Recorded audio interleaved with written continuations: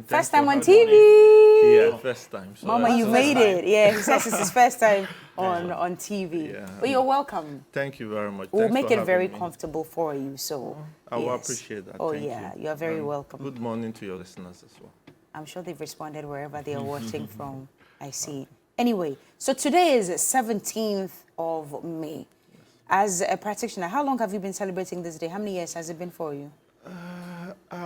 I think I became aware of it when I decided to pursue cardiology after my specialist training. So I joined the Ghana Society of Cardiology.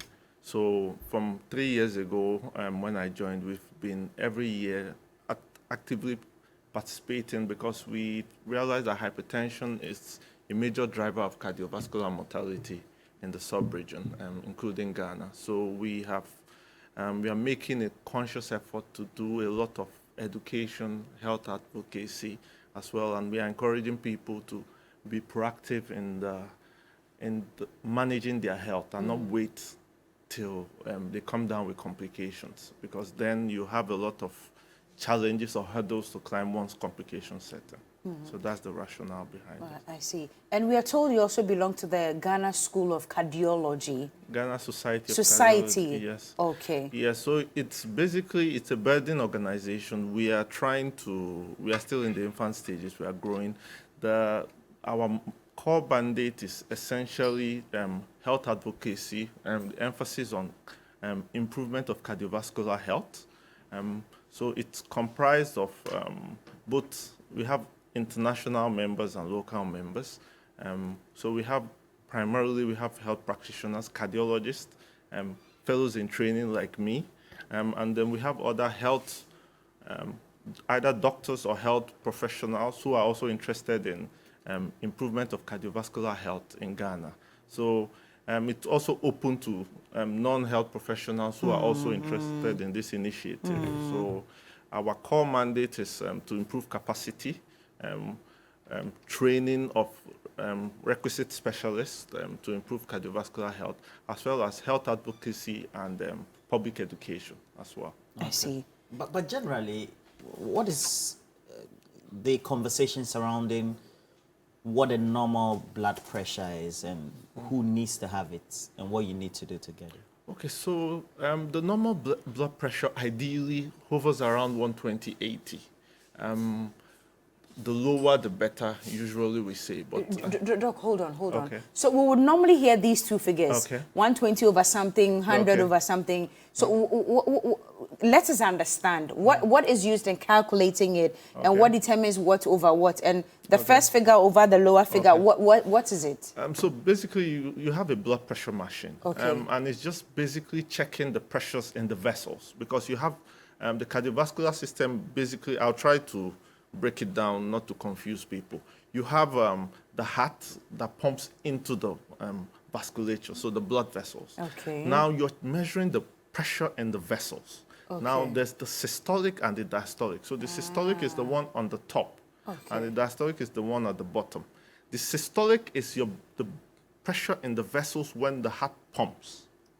And then the diastolic is when the heart relaxes to receive blood. So that's basically what it checks. So the ideal is around 120/80 or less.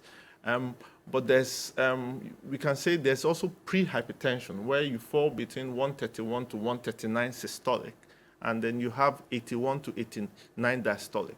But categorically, when we say hypertension, then you should have a blood pressure of more than 140 or 90. And this should be on at least 2 consecutive occasions when you are relaxed. The context is important, because if you didn't get any sleep, you're in pain, you're ill, you may have an acute rise in blood pressure. That does not necessarily translate into hypertension. That you have, Yes, so you need a sustained elevated blood pressure. All right, so for you to be classified as hypertensive. So if, for example, if you're in pain, acutely your blood pressure might go up. That doesn't make you hypertensive. So we'll wait till the pain is resolved, and then you check when the person is most relaxed. So let's use the figures on our screens right now. I see the first one that you mentioned. I think I read 120/80. Yes. So please explain it to us. And that's supposed to be normal? Yes. So the normal blood pressure hovers around 120/80, but you have to also bear in mind that it's unique to each individual. Some people have naturally lower blood pressures, and some people have relatively higher blood pressure. So the context is important. But the ideal blood pressure is around 120/80 or less. Okay. Yes. All right, so let's go to the second one, which is a pre-hypertension. Yes. 120 to 139, yes, over 80 to 89. Yes. So if you had that blood pressure, technically you're not hypertensive, but you have a high chance of becoming hypertensive down the line if you don't institute measures to either correct or reverse it. So those are people who stand a high chance of becoming hypertensive down the line if nothing is done about it. Okay. And then we move to 140 to 159, yes, over 90 to 99. Yes. So this one, you've got hypertension. Yes, you've got hypertension, but we tend to grade it just in terms of the severity. Okay. The management is not really affected much in terms of, at that stage, most likely you need medication in addition to the non-pharmacological lifestyle changes, like we talk about exercising, cutting down on alcohol, if you're obese, losing some weight, they work synergistically to improve your blood pressure control. Okay. But the grades just mean that the higher the grade, the higher your chances of having complications down the line. So there's stage 1, stage 2, and then stage 3. So most of the times, the higher the blood pressure, when you start getting to 180 to 110, your chances of developing complications much earlier is higher. So those are the ones you tend to be a bit more aggressive in the management.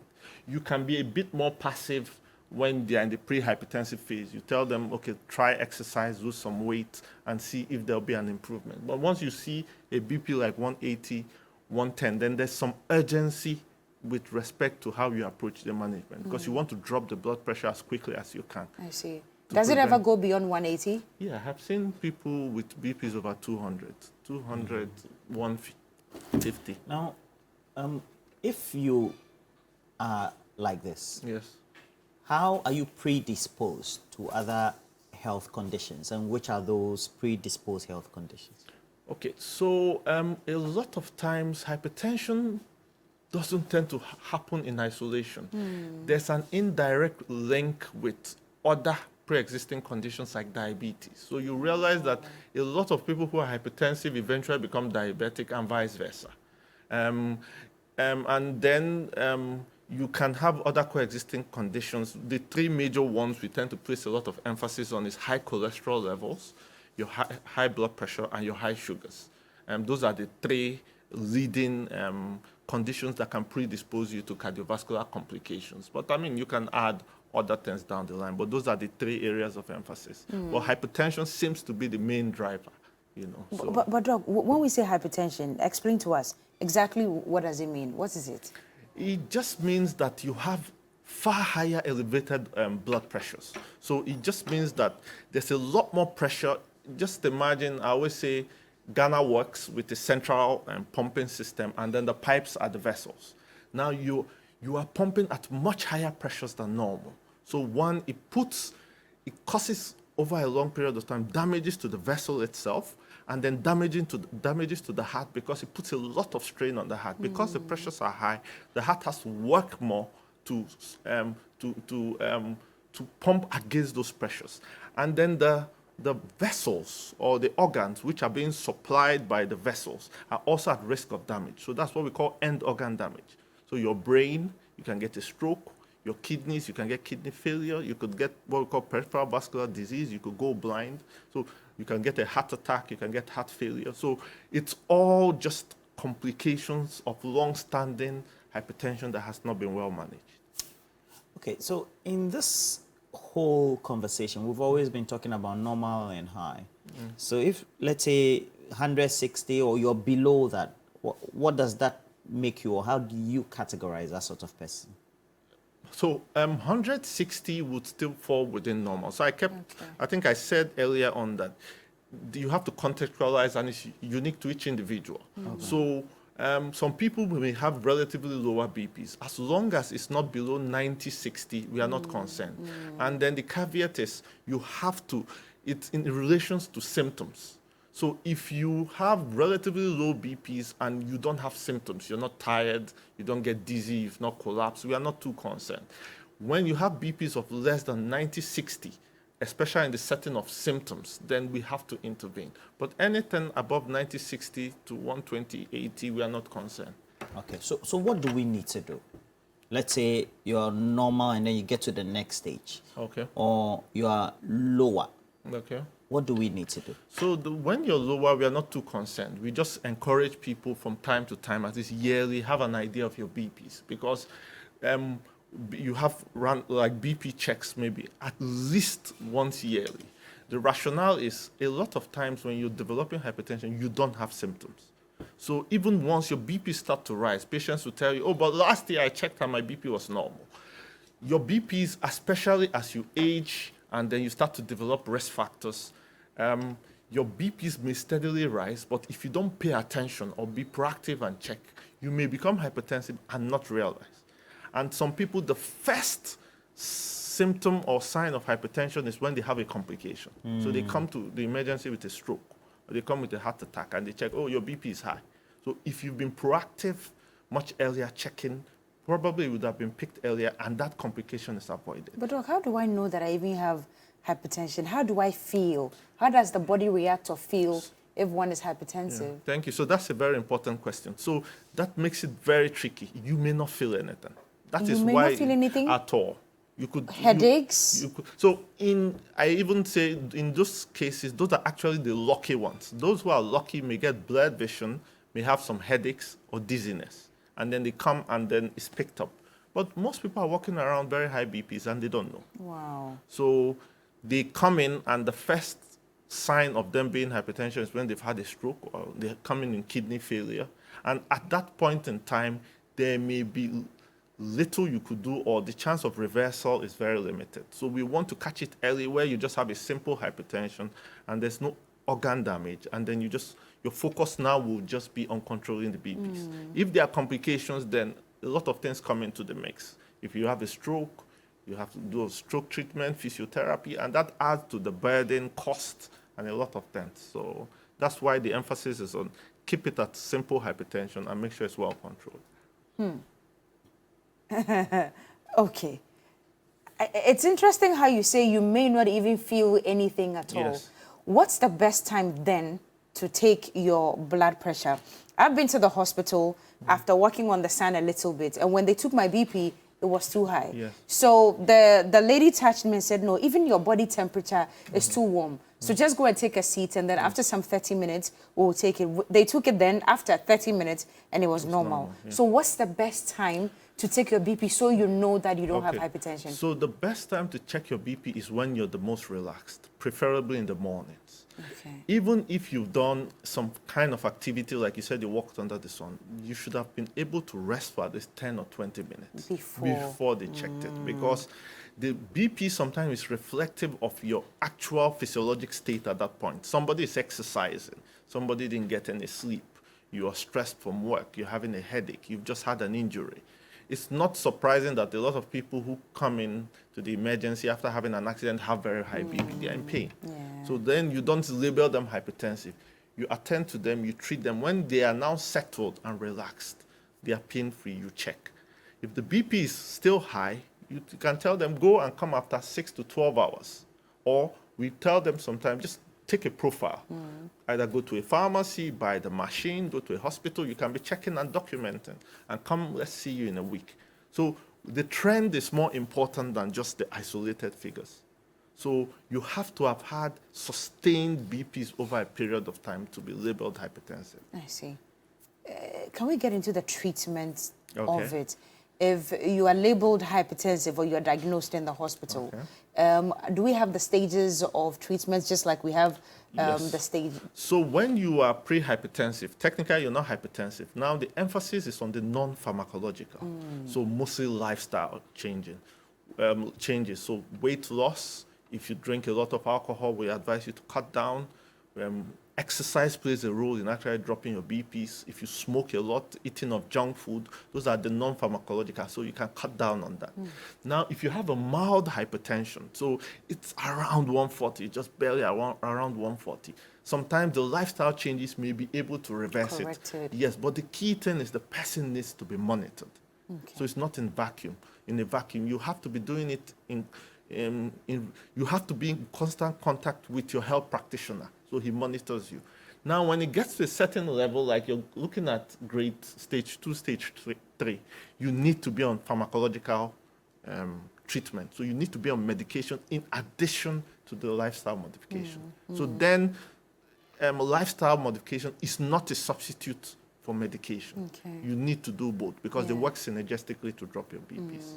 And then the key thing is once you start the medication, people will come by, oh, my BP is fine now. Should I stop the medication? No. Hypertension is not cured, it is managed.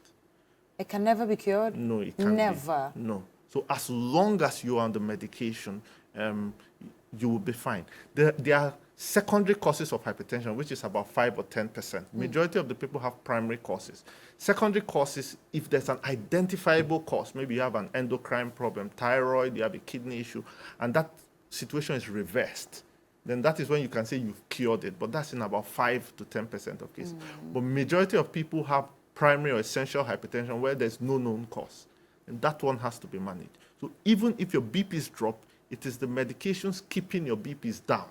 So you have to stay on the medications. I see. What type of medication? So there are different categories of medications, different groups of medications, and it's on a case-by-case basis because you have to look at the individual, you have to look at side effects, you have to look at tolerability. A lot of things come in, but there are different options. It's like saying, I want a car, which car should I buy? So it's fit to you. It's on a case-by-case, fit-for-purpose kind of For advisory, what would you say to the population? They say we have young population now, young productive population. So what should be the cautionary tale? And then if you get into, let's say, 30s, 40s, what should you be doing? So start from the young ones. Okay, so for the young now, we are getting sicker at a much younger age. When you look at genetics, maybe you have a family history, black race, men, already you are, it's a non-modifiable risk. The modifiable risk... You mean if you're a man, you're more prone to getting hypertension. As you grow older, yes. If you're a black man, it's even higher.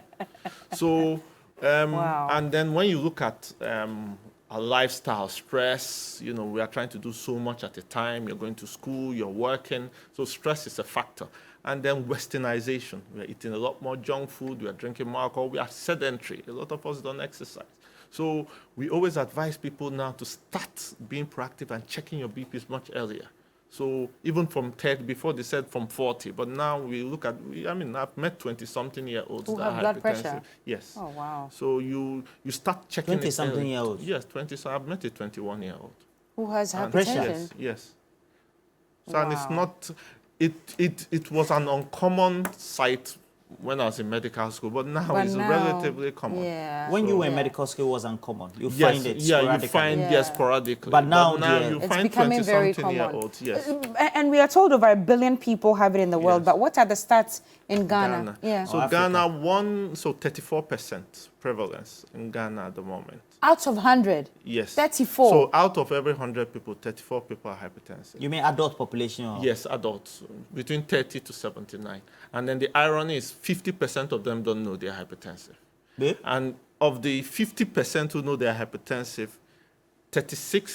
only 36% of them are on medications. Oh. And of the 36% that are on medications, only 19% are actually achieving the BP goal. Control. Because Why? they are the ones consistently taking the medication. Other ones are just sporadic about it every now and then. As and when.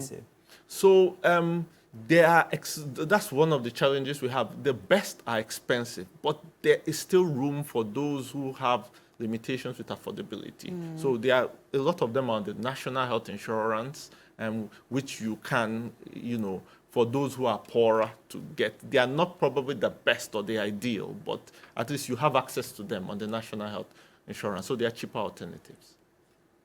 I see. Anyway, I think we can talk about the May measurement month because we're talking about treatment and how to prevent and control and all of that. So what's this measurement month about? So I think it was an initiative of the International Society of Hypertension. Basically, it's just an awareness campaign. So they are trying to encourage people in May to go check their blood pressures, because I think we are trying to encourage, one, improve public education and encourage people to be proactive with regards to checking their BPs and making sure that they know their status and seek healthcare sooner than later before complications set in. But we are talking about medicine.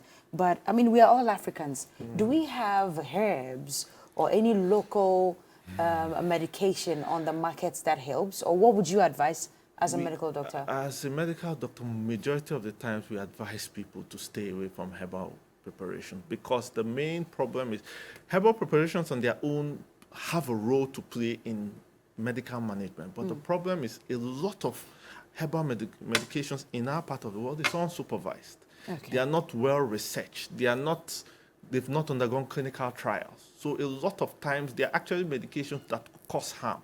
So we always advise you to stick to conventional medications that have been tried, tested, and proven to improve hypertension and improve BP control and reduce risks of complications. So we would always advise you to stick to conventional medications.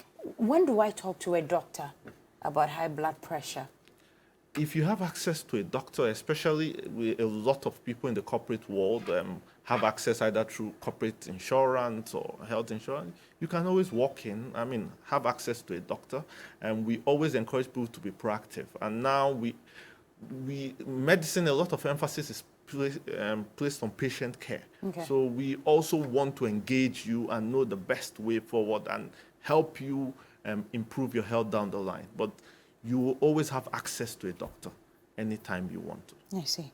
Rolly, you have further questions for Doc? I think it's been quite revealing. So especially the one about the younger population in their 20s. That's very scary. Yeah, that's very scary. What's causing that though? Lifestyle? Hypertension is a condition that is quite complex and we don't fully understand, so we don't know. Wow. We can only relate it to possible risk factors. But as for to pinpoint and say this is the cause of hypertension, we don't know yet. Wow. So I don't know. Maybe we have to stop. You say school and those, we have to stop. So. It's important, but managing your stress and getting enough rest also contributes. So when they think they worry, try for stop them. Yeah, you have to. Because your life is more important. Your life is, try to invest in your health, because if you lose your health, you lose everything. Charlie, it's more than preaching on. I'm telling you, you lose your health, you lose everything. We are grateful that you joined us. This very, very scary, actually, very scary. But we are grateful that you joined us. I'm trying to pull up your name real quick. Dr. Ekechukwu Mbaekube. Very easy. Mbaekube. I was suffering a little bit. Okechukwu Mbaekube, yeah. He's a physician specialist and a cardiology fellow in training at the Kolebu Teaching Hospital. Thank you for bringing us a lot more insights about hypertension. Thank you for having me. Yes, I'm sure we'll talk again about some other things later on the show. Okay. This is still TV3Newday. Let's take a break. We'll be back. If you're celebrating your birthday today, it will be your time when we come back.